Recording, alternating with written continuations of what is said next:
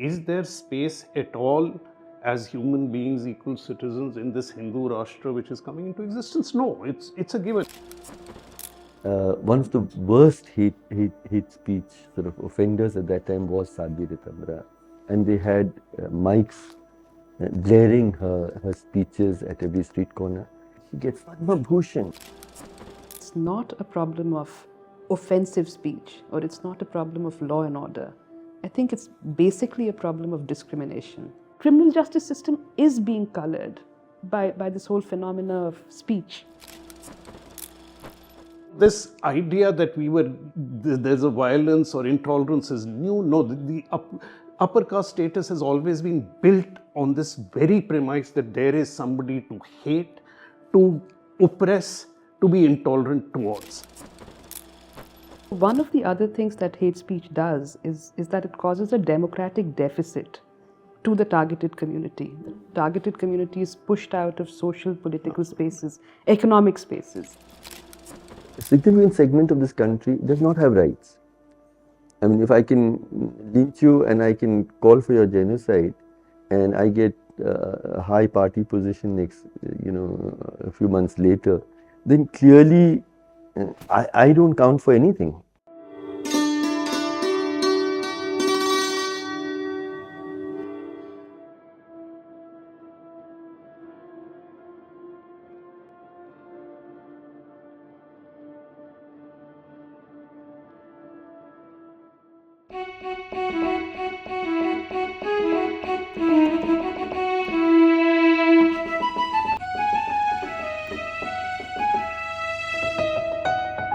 Salam, Namaste, Zindabad. This is the first episode that we'll be doing this year of this series of long-form discussions on the state of our republic, Ye Daag Daag Ujala. In this episode, we will be discussing what I think has become a dominant marker of our times, along with lynching and hate violence, along with the bulldozer. Probably the third sort of dominant motive of the Modi years is hate speech, genocidal hate speech very often. And in order to discuss the content of this hate speech, its purveyors, the response of the criminal justice system, and its impact on our politics and our society, we will be sitting together and discussing. I have a fantastic panel. Hartosh is one of our most respected, courageous, eloquent journalists, editor-in-chief of Karwan, which many of us go to understand in depth issues of our times. And we have Shahrukh an advocate in the Supreme Court, always on the right side of justice, very outspoken and also very thoughtful. So let's get started. As I was saying, hate speech has become a marker of our times. I wanted to ask, who is making these hate speeches? What is the content of these hate speeches? What are the forums they use? What have you observed as a reporter and as a lawyer? Let's just sort of survey the land a little bit. So, Hartosh. Look, I think in my understanding, I tend to see hate speech, while it is a political tool, it is used to mobilize elections, it's a manifestation, a symptom rather than the cause of what is happening, and it is almost a performative display that actually we have now created a nation where we can say these things and get away with it over and over again. So as a result, because of this performative aspect, it is spreading what was actually first the purview of certain leaders, certain extreme right-wing presences is getting mainstream. So every little, if I may use the language, chot bhaiya sangi that wants to today stand up and say these things can say it, because over and over again they've seen that there is no legal consequence to saying the worst possible things. It is an expansion of this hatred into the public sphere, where the message to everybody else is, this is the country, this is the mood, this is what we can say, this is what we can get away with. And so now you see it everywhere, in small processions, on YouTube, wherever you may. Yeah, so the impunity is something that I want to come back to. But if you think about who is making these hate speeches, political leaders, social media influencers, this is a whole new, religious leaders, including, shockingly perhaps, women, a lot of women purveyors. You have writers, you have poets, you have Hindutva pop, you have political leaders, of course, you have the Prime Minister to start with. So, pushing you again, Hartosh, I wanted us to talk a little bit about the themes that these people and the social media. What is it that they're saying? Why they're saying it is, yes, I agree with you. It is to demonstrate that that in this new India, it is possible to say this without implications. I think more than just possible, it is heroic to say this, and so the fringe has become mainstream, and those of us who speak in defense of the Constitution have become the fringe. That is what they're trying to accomplish, at least what they're trying. So, but can you reflect a little on the themes of this? I mean, the themes actually come back consistently to the fact of demonizing Muslims, expanding the possibilities in which they can be perceived or portrayed as threats. And there is a history to this. You can go back, and I think we should take note of the fact that Sadhvi Ridamra has been given a Padma Bhushan, yes. Padma Bhushan. You can go to the whole Rath Yatra episode of Indian history, where you first started seeing the hatred directed towards Muslims from leaders, from the language of markat, of victory. The second major figure who arrives in this is Narendra Modi himself. You look at Gujarat, you look at the post-Gujarat elections, you talk, Hum Panch, Unke 25, what he's talking about, the camps, Mia Musharraf, the constant. And over a period of time, it keeps getting more and more explicit. We reach people like Anurag Thakur before the Delhi violence, almost instigating it, driving it. And today, that same rhetoric has been picked up and amplified. You now see in Uttarakhand the demand of a Muslim free state, the equivalent of drawing ethnic cleansing, which is doing. So the ideas of genocide, of ethnic cleansing, of doing away with minorities, of treating them as less than humans, consistently talking about it, whether it is burqa, parda, triple talaq, all the forms of language that can be used in this hatred, these are the defining features. Occasionally, and it will deviate into Christianity to the point that you can have the ridiculous sight of the Sangh gathering, mobilizing in UP and saying Santa Claus wapas jao. I mean, it is as ridiculous, but it is a directed of that hate. And how quickly this spreads among people. I just want to give you one instant. I remember that while the farmers' agitation is going on, in the beginning, even the average Delhi middle class had great support for our farmers. And then you had the Red Fort incident, which mainstream television transformed immediately. I remember somebody coming back that day from Sundar Nursery saying that how quickly things change. He says, there is a bunch of boys playing, and among them is one Sikh boy. And suddenly I see them running after the boy, shouting Khalistani, Khalistani, Khalistani. It takes a day, it takes a moment, and then whatever can be voiced is being voiced, and it is always directed against minorities where Muslims are the primary targets. You mentioned Sadhi Ritambara, and my memories go back to the time I was a district collector during the Babri Masjid movement, and we were having riots, and I was trying to fight that. One of the worst hate speech sort of offenders at that time was Sadhi Ritambara, and they had mics blaring her speeches at every street corner. My driver happened to be a Muslim.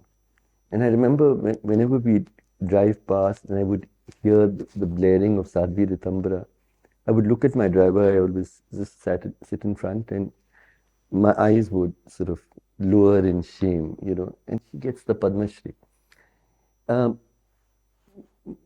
We'll come to the question of impunity very quickly, but before that, Shahrukh, just your observation on this phenomenon. Anything that, what are you seeing? I want to add that it's also more insidious than just being aggressive speech. I think hate speech is always it's cumulative. It builds up over time, and it needn't always be very aggressive. At times, it's very moderate, but it's discursive. It's building towards a discourse. And the second thing about hate speech is that it's not a problem of offensive speech, or it's not a problem of law and order. I think it's basically a problem of discrimination. And I think what it does over time is it creates a situation where most people are oblivious to the fact that it's discriminatory, because a new normal has been created. And now if you look at the criminal justice system in this context, the way that the state reacts to hate speech, instigative, violent hate speech, where they say nothing will happen because it won't create a law and order problem. But to report hate speech is now a crime. But very importantly, how does the judiciary respond to that? The fact that Zubair's FIRs have not been quashed. They've given him protection from arrest, but that's nearly not enough. The fact that they're not able to bring themselves to quash those FIRs also shows the kind of discrimination that they are oblivious to in terms of the operation of the criminal justice system. In a similar FIR where somebody had reported hate speech and had been hauled up for such reportage, the Delhi High Court made an observation. They said, it's not as simple as all of that. What if it's a conspiracy? And we asked the court, even if it is a conspiracy towards what? He's reporting hate speech. And the judge said, but it could be motivated. And we got into a dialogue about how, even if it's motivated, even if somebody's telling him to report hate speech, how is that a problem? How is that a crime? How is that a crime? Or how is that even a problem, an issue? But criminal justice system is being colored by this whole phenomena of speech. Shahrukh, I think what you were underlining is that there's a spectrum. I mean, there is a lot of hate speech now which is completely in your face and which is openly genocidal, calling for mass rape, etc. But there is other that you are saying is more structural and discursive, not so obvious, but building into the stereotypes, building into the stigma, building into the hate. But let's get back to something that Hartosh also said, impunity. That I think there's one very clear. There are many clear messages in the de facto Hindu Rashtra that we seem to have emerged into, and that is that hate speech against Muslims is not only legitimate, not only normal, it's legitimate, it's justified, and it's even valorized. I think you're proving how much you love your religion and your country by being hateful in your discourse. I think that is something that we are learning, and young people are getting that message. But what is the law doing? What should the law be doing? And here, let me just underline, I'm not only talking about, so there's hate speech by political leaders, what I think Srinivasan Jain used to call VIP hate speech when he used to track it. Hate speech by very influential political leaders, clearly beginning with the Prime Minister. And he's been a past master at this. When relief camps, they refused to set up relief camps in Gujarat. And when he was asked why you're not setting up relief camps, he said, I do not want to set up baby producing factories, which I still regard as perhaps one of the most sort of cruel statements by a public leader that I can think of. So he's carrying on this tradition. We looking at religious leaders, people in saffron robes, etc. But we're also looking at the tech guy on social media. We're also looking at the Hindutva pop singer and writer and influencer. But we're also looking at people on TV channels, anchors on TV channels. So if you could take a little time to actually think about, and you're looking at it in elections, during elections, and outside it. So can you sort of take us quickly through what does the law say for these different kinds and platforms of hate speech? Because it's a restriction on free speech, the threshold has to be high. Also because it's a crime, it's a criminal offense. So the threshold is that any speech that immediately instigates violence, spark in a powder keg, is a crime. Also if it leads to actual violence. But how do you prove that it had the potential to instigate? Proximity and the actual fact of the... Suppose no violence actually happens at the end of it. It's actually not a criminal offense according to me. If you can prove that somebody made a speech, but nothing came of it, there's no proximity to violence. That's hugely problematic. I mean, Therefore, I think that we should not look at it as a law and order problem. We should look at it as a problem of discrimination. I think it's a constitutional tort, not necessarily always a criminal offense.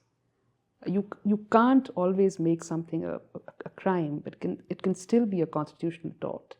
It can still be a tort in civil law. This constant hate speech or this constant racist speech. No, I hear you. I hear you. In my own personal experience, a speech I made in Jamia University the morning after the students were beaten up in the library, and there was huge anguish, and I went and made this spontaneous speech. If it was about anything, it was about live together with love and never respond with violence, etc. That has been, I've been charged by the Delhi police for hate speech with that. They've given an affidavit right up to the Supreme Court describing that as hate speech. In a matter in which we had gone to say Anurag Thakur, Kapil Mishra, Praveen Verma, etc., need to be charged with hate speech. And it was the famous day when Justice Muralidhar insisted, it was our petition. And he played the videos. And he said, isn't this prima facie hate speech? Tushar Mehta was asked. He said, yeah, it is prima facie hate speech. They're not saying arrest the people. They're just saying register an FIR. They said, we will find an appropriate time. Okay. That appropriate time, 5 years, it's going to be 5 years next month to the Delhi violence. That appropriate time hasn't come. But the appropriate time has come to charge me with hate speech. So I do see the problems and dilemmas about empowering the state to criminalize hate speech. Yes.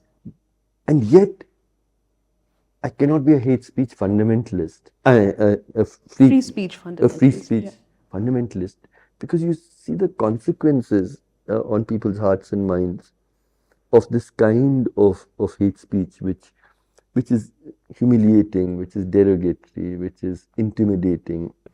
So where do we find it? I'm not a free speech absolutist at all. I agree with you that it's problematic.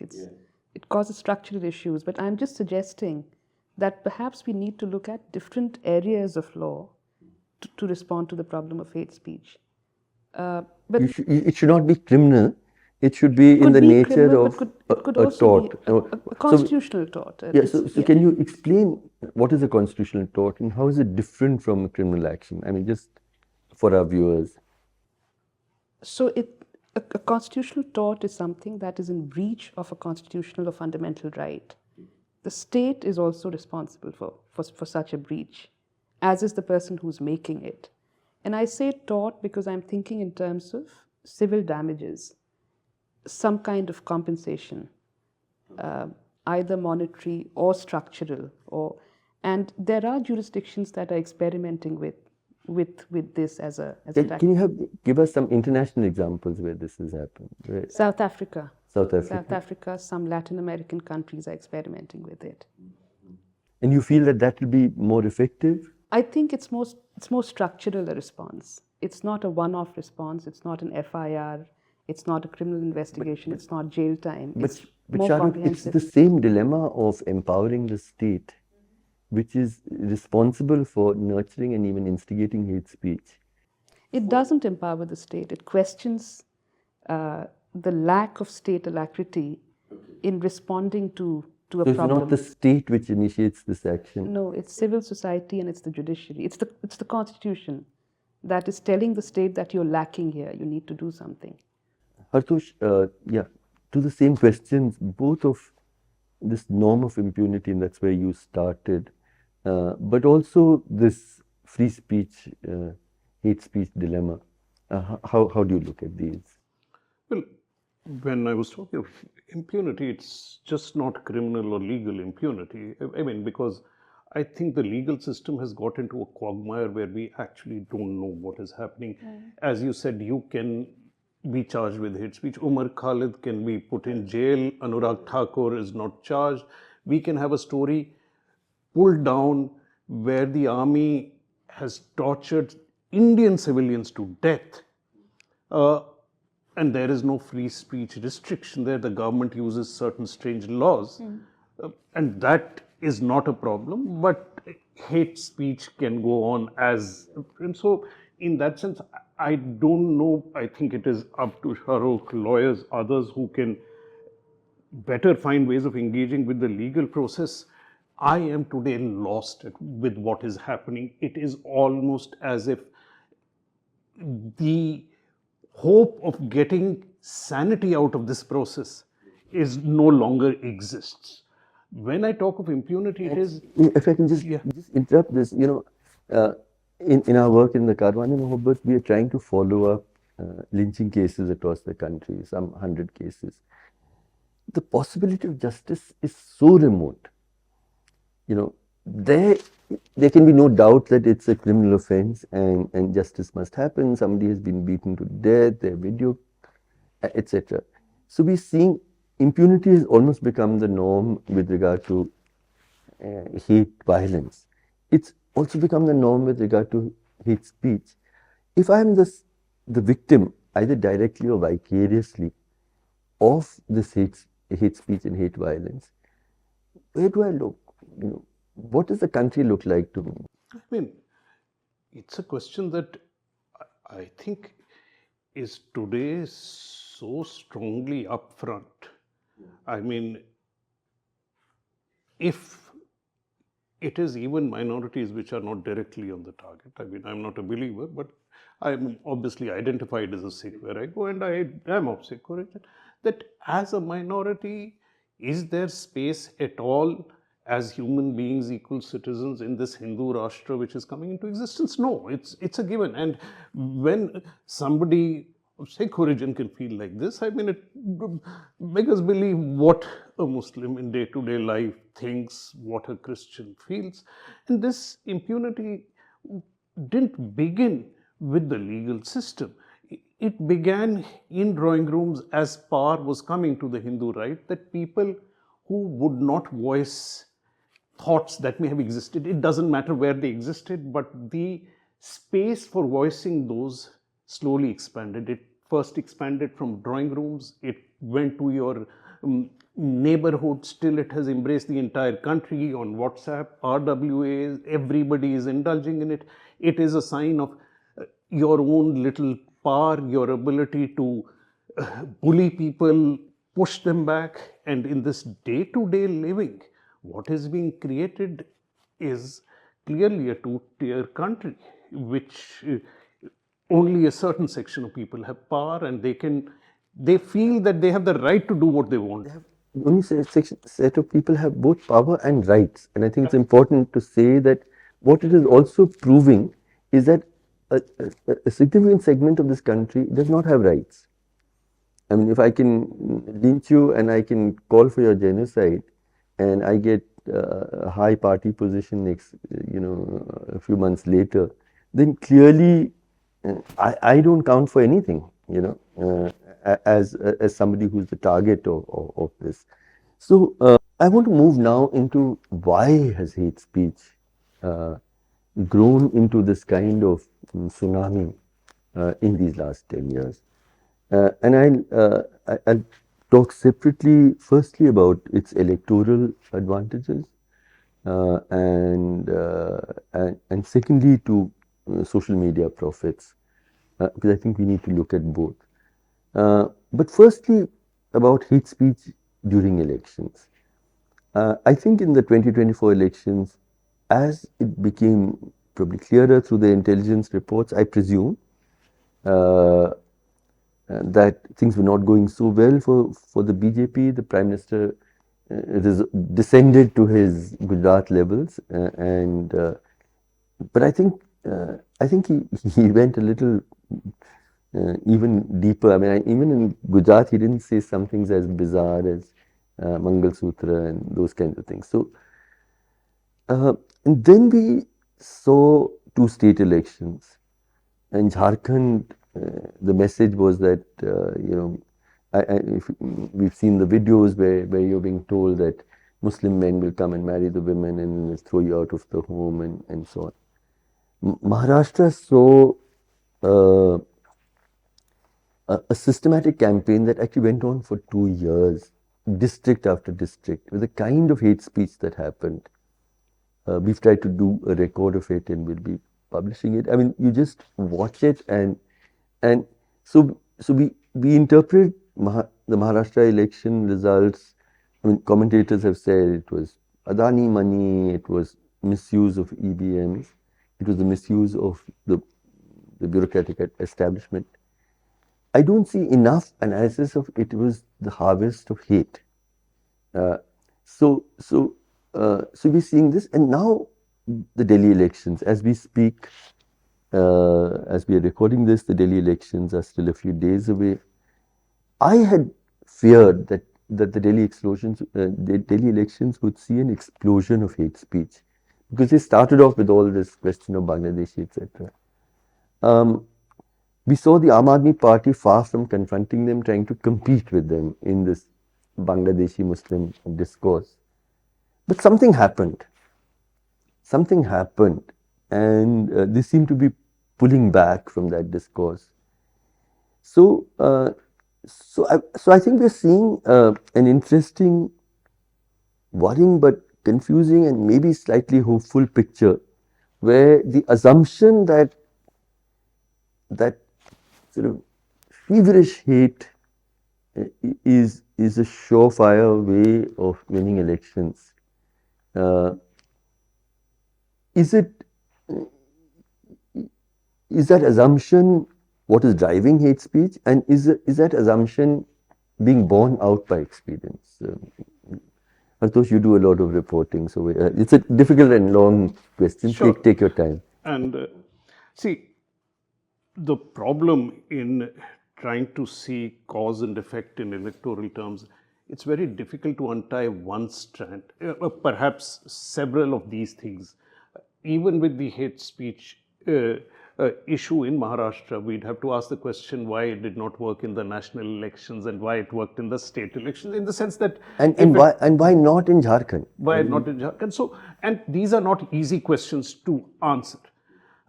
I have a broad thesis of this manifestation. It's not just electoral insecurity, it also comes out at certain times most radically.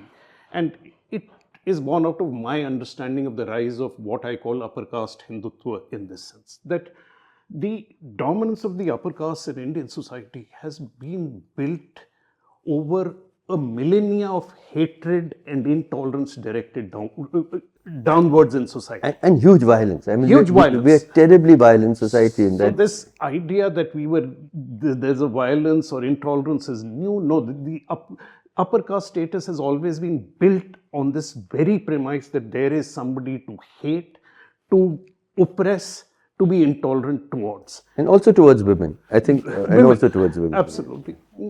And in political terms, the retention of power almost requires this.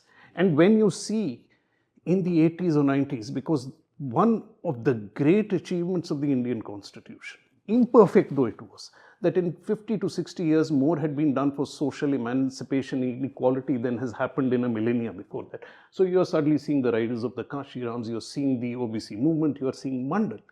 And it is at this point, if you see the rise of Hindutva that is coming in, you see the abandonment of the Congress by the upper caste for the BJP. It is because they see that the Congress cannot any longer preserve upper caste dominance in Indian society.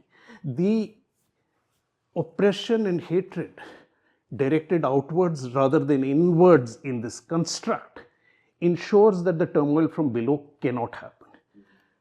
And you see in recent elections, wherever the BJP fears the loss of OBC support, Dalit support, there is, I think, a greater attempt to target outward so you can ensure that this turmoil is contained. And I think some of the opposition alliances are understanding that. I think Akhilesh in UP understood this. He took along a lot of EBC castes, etc., in the fight in UP, which to me was the decisive factor in the battle against the BJP. And the BJP was rattled. And I think that is where I have to read Modi's regards. In Maharashtra, they were trying to do both. They were trying to consolidate this caste configuration as they tried in Haryana. And in Jharkhand, where there is an alternate party which is seeking these same attempts, these attempts do not work too well to consolidate. They fail. In a city as diverse as Delhi, because in this election, instead of focusing on this, they have gone back to what the RSS is very good at and Delhi has never seen before. Our reporters are reporting that they are working on the consolidation of small EBC, OBC castes, a Jat mobilization, which is their strategy in these Delhi elections. This is where they are working. And they are opportunists. They can shift back and forth. That does not mean that they have set that aside. The day it is necessary or useful politically, it will be brought into play. So I think what I'm hearing you say is that ideologically, hate against Muslims and Christians is central to the BJP RSS strategy. And their belief system also. So it is their belief system. It's not just a strategy, but they have found that it works sometimes. It does not work sometimes, and when it is not working, they pull back. It's strangely almost a sign of hope that hate is not a consistent guarantee for votes, which is why the Delhi elections is actually. I was fearing that this would be a terrible election. With competitive communalism, it hasn't turned out that way, and so I realized that political calculations are pretty complex. And the absence of hate should not be read as the fact that the BJP is necessarily on the back foot or losing these elections. Quite the contrary. So what I'm saying is they have the ability to modulate that core of hatred, of their feeling towards what they think external religions is never going to disappear. But they have the ability to rein it in or let it go in that sense. The fringe and the manifestation of social media, YouTubers, etc. However much we tend to think that they are acting on their own, yes, and a lot of them are. it is still largely an ecosystem that is in the control of the Sangh and can be reined in or let out depending on how much it suits them.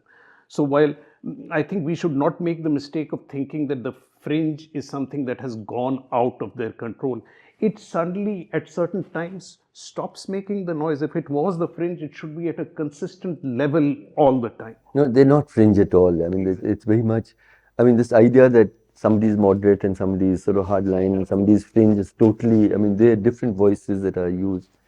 Shahrukh, May I add to this? yes, please. I just wanted to say that I agree with you. It's tactical, it's utilitarian.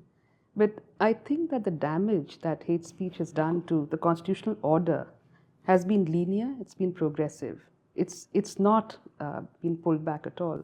So one of the other things that hate speech does is that it causes a democratic deficit to the targeted community. The targeted community is pushed out of social, political spaces, economic spaces. That's been very linear. And again, coming back to the response of the criminal justice system, you spoke about the Delhi riots, and I think it started thereabouts, where the first test was this a spark in the powder keg? And the judges decided that what constitutes a powder keg is not Anurag Thakur's speech. What constitutes a powder keg is your speech. Yes. Because a powder keg is anything that disturbs the inertia of the middle class Delhi society. So if you're out on the streets, if you're barricading, if you're protesting, that is the powder keg. And if you're asking for those people to be removed, even through firing, even through force, that is not a powder keg. Now that jurisprudence continues to this day. That has not fallen back. I think that's a very, very powerful, I mean, you're saying that the sharp democratic decline pushed through this impunity of hate speech, yes. Which has now embedded itself in the idea of what even is a powder keg. So anything that disturbs state policy is a powder keg. State policy is not the powder keg. A minister saying something cannot be the powder keg. But if you get up and oppose the minister, that constitutes the powder keg. If you were following this case from Chhattisgarh about the burial of this tribal who had converted, the state was actually arguing in court that his burial would be, the act of his burial would be an act of, it will be a powder keg, it will cause law and order problems. Today there's been a split verdict. Justice Nagratna has said that this is nonsense. The other judges said that no, indeed, it is like a powder keg. So the fact that jurisprudence on what constitutes a problem has changed. What constitutes the problem, who needs the remedy is where we... And that is very much hate speech driven. That is the cumulative effect of hate speech. And that comes from the democratic deficit that hate speech is causing. Yeah, I think that's a very profound observation. One last thing, Harsh. 26th January is just gone by, Republic Day. You both have noticed the amount of saffron flags alongside the Tiranga on the sidewalks this time. That was amazing, but that again brought into focus the social political space that hate speech has now constituted, and who's in it and who's outside. And I was thinking that if somebody dared to be selling green crescent flags together with the tricolour, they'd probably be lynched, or at least they'd be booked under the UAPA or something. But the fact that you can get away with selling saffron flags alongside the Tiranga is the new space. And it's a very exclusive space. And that is a construct of speech over the last 10, 12 years. That's a really sobering image, I think. I want, I'm sorry, I keep interrupting you, but I also wanted to say that you can't then respond to this only through criminal law. Yes. Because which part of it will you criminalize? But it is a huge problem nonetheless. But it also reflects our helplessness. I mean, it's society in the end which needs, it's citizens who need to respond. It's I think a political that's what, problem. Yeah. There's a lot more that we could discuss, but I want to also especially focus on social media platforms and profit from hate. I saw a study which which just sort of knocked me down, which said that anti-Palestinian hate, fake news, the greatest amount of it originated out of India. And that I read another report that, these Hindutva pop songs are actually giving a lot of profit and they're being promoted. And you even have where they create their own sort of visuals along some of these songs to advance their profits. So my question is that how do you see this phenomenon where hate is yielding profit to political parties and hate is yielding profit to social media giants? What happens to survivors of or the victims of the targets of hate? And again, can there be any accountability mechanisms? Are we in the same kind of trap when we confront this, or we just witness it? What do we do? Well, I think one of the problems with social media, right from its inception, despite this belief in the hope it gives citizens, etc., a lot of sort of utopian statements were made at that point of time. One is, of course, like the real world, it rewards concentrations of wealth. If you have power and numbers, you will control social media discourse as well. And it is also a formation of clubs where you are endorsing extreme views. If you find somebody else, you like him, that person echoes you, you echo each other. Yeah, just to interrupt, I mean, Jeremy Corbyn came out with a little video where he said the three men who were present in the front rows of Trump's election owned more wealth than half the American population. I think Bernie Sanders. Bernie Sanders. Was it Bernie Sanders? Bernie Sanders. Okay, is Bernie right. Sanders was it? But Yeah, Bernie Sanders. Sorry. Yeah. so, I mean, and it is, you expect responses, this ecosystem. Let's take one example. I don't know who it was. One of these rabid right-wing tweeters who has 100,000 followers, because it's easy to accumulate numbers and powers. Then Modi likes you, you like Modi, and hundreds of things happen. You get these numbers. I think on Republic Day, and this was, the AAP did something interesting. They have the capacity to surprise. The tableau from Punjab was Baba Farid. Yes, and the people walking along, green scarves, dervishes with Sikhs sitting in front, and Baba Farid is, for the Sikhs as much as anybody else, and for the Sikhs especially, is almost on par with the Gurus. The next level of are the Bhagats, who are part of the Guru Granth Sahib.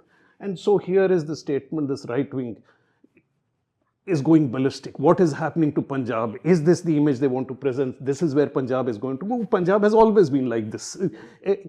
So much so that the BJP in Chandigarh and other places were forced to endorse the tableau and say this is the spirit of Punjab, because they know that here you have overstepped the line or not. But there is this entire ecosystem which is looking, probing, checking. Sometimes they'll make a mistake, but most of the times it will keep pushing and probing. And as you said, the essential element of this is each speech, in some ways, in small ways, is the extended impact of one lynching after the other. The fear it creates, the retreat it creates in a community, the disempowerment, the inability to mobilize. And the hate that it settles in people's hearts. Yeah.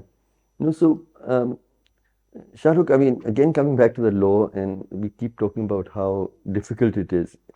What should happen with social media? And, of the three men we just spoke about, one controls Twitter, one controls Facebook, and so on, and WhatsApp, and I think, should there be state regulation of the social media? And I mean, I recognize the dangers, but are we saying that huge money, huge profits will continue to encourage hate speech online? I think so, but regulation how is a problem. And I also recognize that social media companies behave differently in the US. They have far more regulations than they do in the colonies, where it's completely unchecked. disinformation, hate speech, all of that, especially during elections. But I'm not sure how we can regulate that. Um, Remember these series of crude propagandist Bollywood films that have come, one after the other. The latest being The Truth Behind the Delhi Riots. Has that come out too? I saw a trailer yesterday. It's going to come out before the elections. It's The Truth Behind the Delhi Files. I'm sure you feature in it. Although I haven't, in the trailer at least, I didn't see Mr. Goli Maro or Mr. The others, so I don't know if it's actually a true documentary, but it's there, and we've gone to court with several of these, asking for bans, and we haven't been successful even once, legally for good reasons. The courts say that this is preemptive, this is censor, all of that. But each time that I've been to court with one of these films, I've always also felt that even this causes a democratic deficit. Because normally, if liberals and Muslims and people who don't like these films had enough social, cultural, political space, political currency, then we would have been able to make fun of them, we would have been able to dismiss them in a shared space. But to ask for a ban itself feels like we're pushed into a corner. And yet we must, because they're so damaging. So it's a very difficult call to take. And similarly with social media. It does reiterate the fact that we don't have the same currency. And in asking for a ban, we lose out on that currency even more. We lose out on more space because that's the short solution, which is not the ideal solution. Just add on something here that we are seeing a politics which is mediated through social media. Somebody like Modi, I think, would have still, but somebody like Trump could not have existed in an era before social media. But there is some self-correction. Modi could have still existed because of the RSS. RSS, yeah. But there is a certain degree of self-correction that is happening. For example, Twitter under Musk, while it is becoming more and more Musk's mouthpiece to attack the German government, is losing its relevance as a space where news is. The Guardian has pulled off Twitter entirely. We find, and I think a lot of news platforms will tell you the same thing, that the impact of Twitter in terms of driving readership or serious engagement is going down. Twitter is on the decline as a medium itself. Yeah? Some of it is shifted to YouTube. WhatsApp remains problematic. But the movies that we are talking of, we saw a huge spate at one point of time. Now you have one or two, but they don't enjoy mass viewership except for the first, the nonsense by Agnihotri, which was driven in the market a little bit. Time after time, they've tried to repeat that and they've failed on the market. So it is not enough to create this space of hatred. You can empower it, but if that empowerment itself becomes useless in the larger public sphere, they'll have to rethink new tricks. I'm not saying it is beyond them, but some of these are already losing their relevance. Also because they're so badly made these films. Exactly. I mean, it is the lack of aesthetics. They're just boring and dull. So if I'm understanding you, Shahrukh, what you're saying to the film question is that we need to make better films and we need to make them with conviction and so on. So, and we need to be able to respond to rubbish in a more... The fact that Bajrangi Bhaijaan is still one of the most popular films ever, etc., is also reassuring. And so law is, again, you're saying, not the instrument through which we need to make these correctives. Is that? I think so. Yes, that's what I'm saying. That's a difficult one, and I think you've said it with a lot of thought. I see the dangers of not doing it, but I see the dangers also of not doing it. And from sitting in the place of a vulnerable Muslim in this country, I would hope that the state would have done more to protect me. Absolutely. But I also see that the state is driving the hate against me. So what would I do? So it is, it's a huge dilemma. So this brings me to the last part. I would request you both to reflect for a while on what has hate speech done in the last 10 years to our society. You've talked about the broader question of democratic decline, and I think that's very, very well taken. I want to talk about three things. One is what has it done to social relations between communities? In the middle class, we're seeing the kinds of attacks on people even praying or gathering to recite the Quran together, etc., etc. What is it doing to religious practice itself?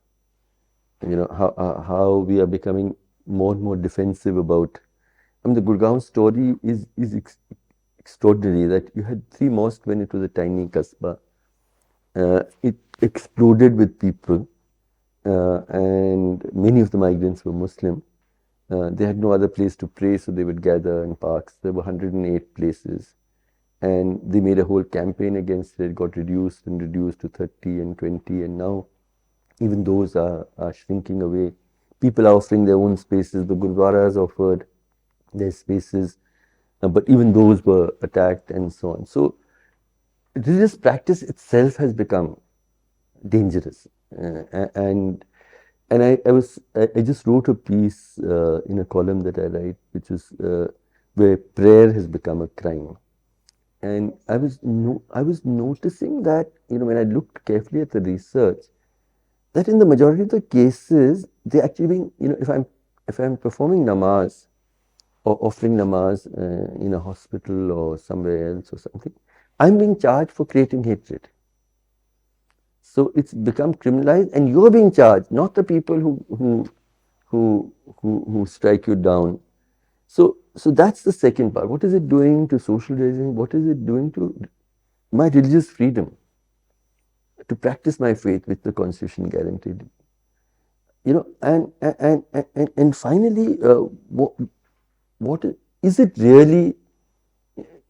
Do we have reason enough to believe that it is behind or significantly behind the rise in actual hate violence? These are, I understand them difficult questions. I request you all to take some time, just so that we have a sense of what do you think this sort of tsunami of hate speech over the last 10 years, what has it done to us? My father has this anecdote from when he was in school. He laughs and says that the naughtiest boy in class, who was Muslim, they used to have a 30-minute break apparently for lunch. And he'd run and he'd start praying in the doorway. He'd start saying his namaz.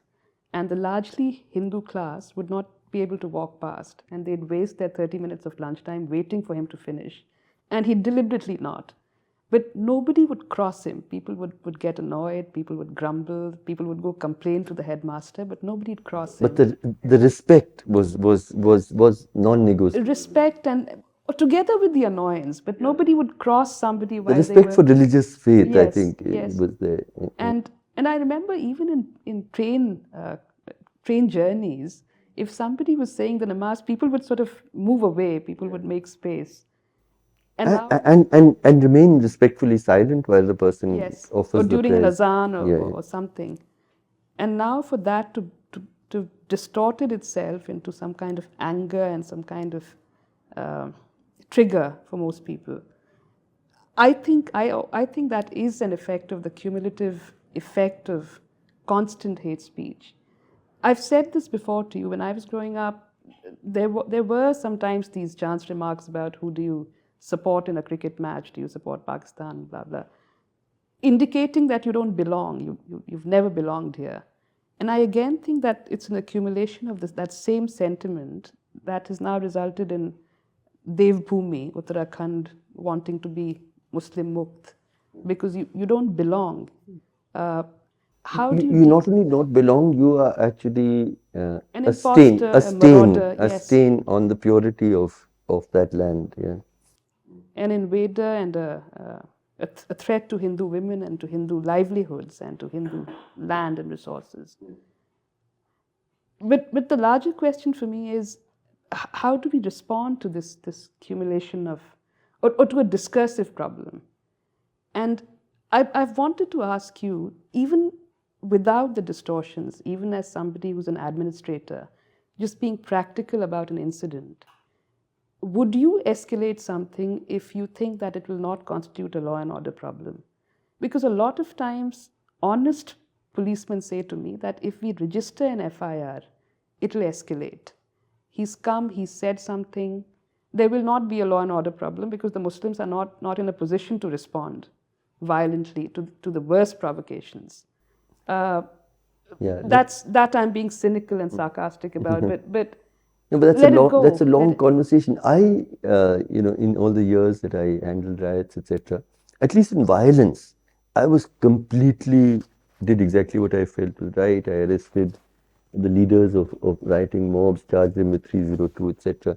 And you have the space and duty, and it meant so much to the people. I go back even 20, 30 years later to those districts, and people mobbed me. They are so, it meant so much to them that the state did its duty in relation to them. So I think I think that the state has to demonstrate that it stands with its vulnerable citizens.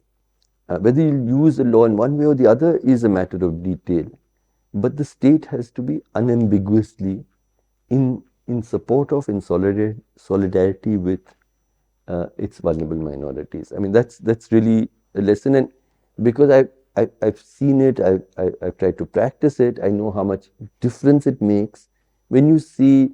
I mean, I just came back from Sambal, and you have the district magistrate and the SP. They suddenly saying we've discovered a temple, and they make a big issue about it, and then the DM and SP go and pray on that temple.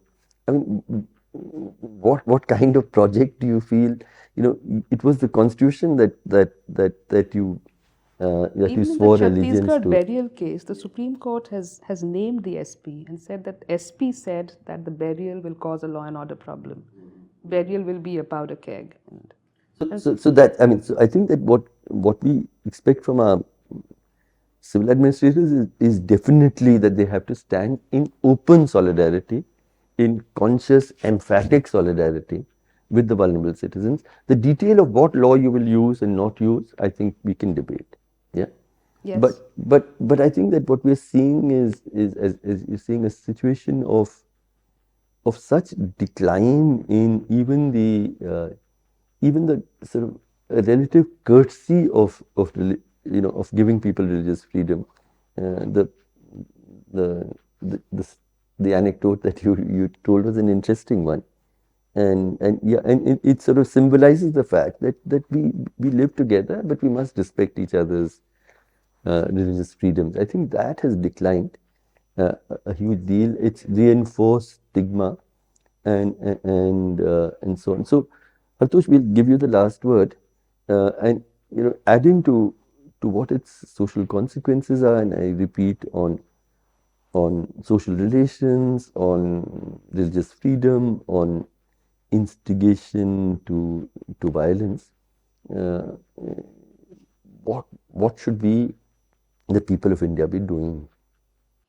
See, I tend to end, I think, in everything I've tried to say here is that I see hate speech both as a manifestation and a tool. But it by itself is not the root cause, it is the symptom, and symptoms can do damage to society as well in their own term, if you talk of body politics in the largest So sense. it's a symptom, but it also does damage, no? Of course, symptoms do damage all the time. I mean, this is how we understand the whole phenomena, and they have to be treated and they have to be dealt with. So that battle is important. It's in the same way that when people talk about the writing or rewriting of history, I see that as a symptom. It is not the cause. We had 3 decades or 4 decades of very good history books. It did not stop this. We had a social culture where films which talked of tolerance of Amar Akbar Anthony were big hits. It was not as if somebody was saying they were superficial. You can't have a Bollywood film being a hit and people singing songs without somebody actually thinking in those terms. So I think, and the kind Rahim Chacha who was the neighbor in every sort of film, yeah. so the dynamics of groups are, I think, essentially what we are seeing is this is a play for using group identity for power in politics, and it has an impact on social relations, it has an impact on religion, it has to have everything. We are a society that still deals in groups, so nobody here is thinking of the individual's right to pray. It is that I will put down that group by our group having this ability to suppress them. That is it. The real answer in the end is the political battle which has to be fought. That does not mean that you don't fight your battle, I don't fight my battle, or who doesn't fight. These are all important ways to do it. But the political mobilization, the rollback, if and when it happens, I'm not saying all of this will disappear. All these leave scars on the body, huge, that may be difficult to eliminate. We may have amputated parts of ourselves in what happens. But Scars on the soul, wounds on the soul. but the only solution of any rollback is eventually a political pushback, a political battle on the ground. It is only there that any answer really is possible. The rest of it is, yes, curative, necessary, but it will not solve things. So thank you. Can I say one last please, thing? please, Sorry, please. I want to rephrase something I said in the beginning. There's another term. There's spark in the powder keg. There's also this other thing called embers in the wind. And I think embers in the wind is a good way to respond by the state or legally to things like these, things that take a while, cumulative, but to show emphatic support that we will respond to even embers in the wind when it's not direct, when it's not proximate. Spark in the powder keg was meant to respond to speech that is more in the nature of dissent, strikes, saying something about. But again, they've changed it now. Delhi riots, everyone who's been arrested is at best accused of embers in the wind. No proximate connection to violence, but you said something somewhere. And the spark in the powder keg bit is completely left out or redefined. So perhaps to what you said about being more emphatic, more sensitive, we need an embers in the wind approach, but that can't be criminal law. That has to be something more than that. So thank you. As I'm saying, it's been a fascinating discussion. It's sort of made us even more conscious about the reality of our times, where hate speech has become normal and valorized in the way it is. Shahrukh tells us that the law has limitations in responding to it. Hartosh tells us that it is a political pushback that ultimately will respond to it. I would say it's a societal pushback that we really, it's what's happened to us as people. We will throw up the politics that mirrors our moral sort of landscape. I think we, the people of India, are failing, and we need to recognize that it's our failure. It's not simply the failure of our political parties. It's not simply the failure of our judiciary or of our civil service. It is ultimately the failure of us as people. And I think the most difficult question is, how do we, the people of India, resolve that we will not allow this kind of hate speech to happen, to get normalized, to be profitable, and so on. But it's a long task ahead. I hope we'll sit again and converse. The small solace is that there's already evidence that hate speech is not always electorally beneficial. And there's also solace in the fact that hate speech films are not making money. So clearly there isn't a societal consensus in support of hate speech. And maybe it's those who dissent with hate speech who need to do more to push back against how our world is being transformed. So thank you very much. Namaste Zindabad. Thank you for having Salam. us. Thank you.